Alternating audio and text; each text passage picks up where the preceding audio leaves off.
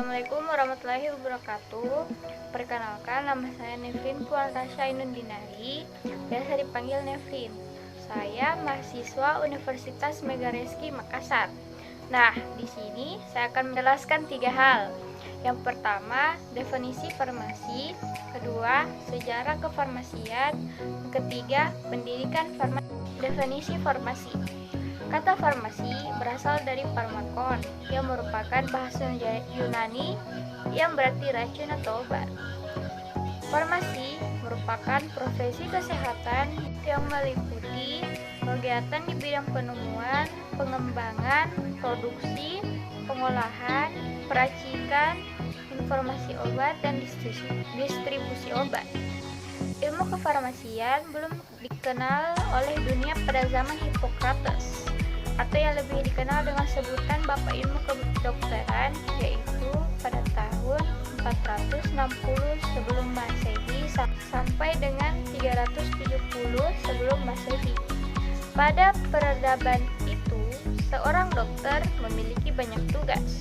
Tidak hanya mendiagnosa suatu penyakit yang diderita oleh sang pasien, tetapi ia juga mempersiapkan ramuan atau racikan obat, seperti halnya seorang apoteker. Seiring dengan perkembangan zaman dan ilmu pengetahuan kesehatan, problematika dalam pengadaan obat menjadi semakin rumit, baik karena formulanya dan cara pembuatan obat tersebut. Oleh karena itu, dibutuhkanlah seseorang yang dapat mendalami keahlian dalam pembuatan dan peracikan obat. Sehingga pada tahun 1240 Masehi, Raja Jerman Friedrich II memerintahkan pemisahan secara resmi antara farmasi dengan kedokteran.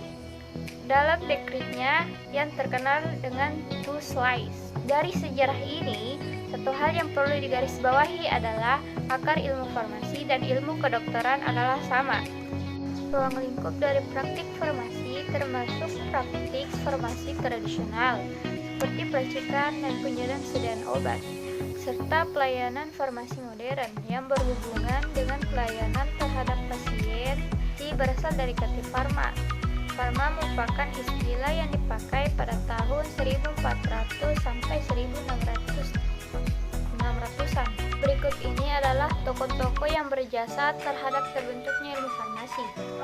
Pertama, Paracelsus 1540 sampai 1493 sebelum Masehi mendapat bahwa untuk membuat sediaan obat perlu pengetahuan kandungan zat aktifnya. Dia membuat obat dari bahan yang sudah diketahui zat aktifnya.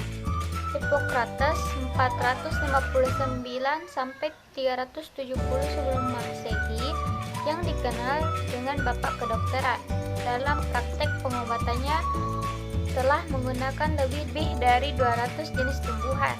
Claudius Galen pada tahun 200 sampai 129 sebelum Masehi menghubungkan penyembuhan penyakit dengan teori kerja obat yang merupakan bidang ilmu farmakologi.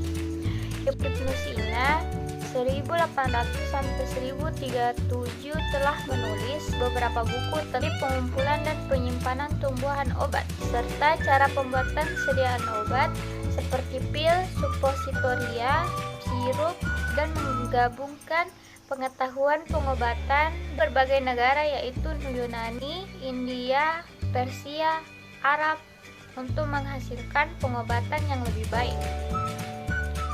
Johann Jakob Weber 1620 sampai 1695 berhasil melakukan verifikasi efek farmakologi dan toksikologi obat pada hewan percobaan. Ia adalah orang pertama yang melakukan penelitian farmakologi dan toksikologi pada hewan percobaan. Percobaan pada hewan merupakan uji praklinik yang sampai sekarang merupakan persyaratan obat diuji coba klinik pada manusia. Institut Farmakologi pertama didirikan pada tahun 1847 oleh Rudolf Buschim 1820 sampai 1879 di Universitas Dorpat. S-nya Oswald Schieber 1838 sampai 1921 bersama dengan pakar ilmu disiplin ilmu lain menghasilkan konsep fundamental dalam kerja obat, meliputi reseptor obat, hubungan struktur dengan aktivitas dan toksisitas selektif.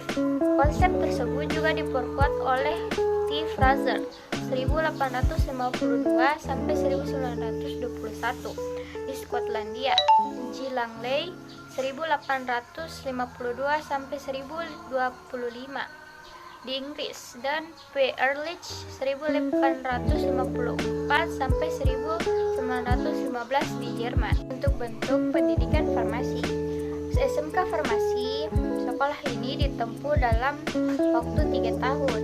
Setelah itu kita bisa lanjut ke D3, D4, bahkan kita bisa lanjut ke strata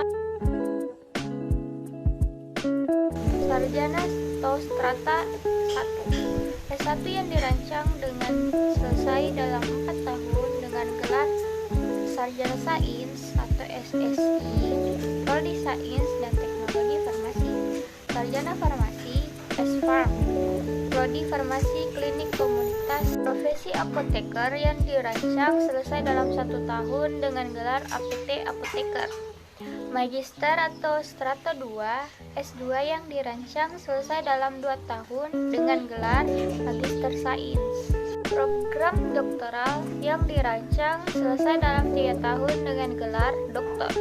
Kefarmasian di Indonesia terus berupaya dalam meningkatkan dalam sistem pendidikannya dalam setiap tahunnya. Sekian pembahasan yang saya paparkan, kurang dan lebihnya mohon dimaafkan. Assalamualaikum warahmatullahi wabarakatuh.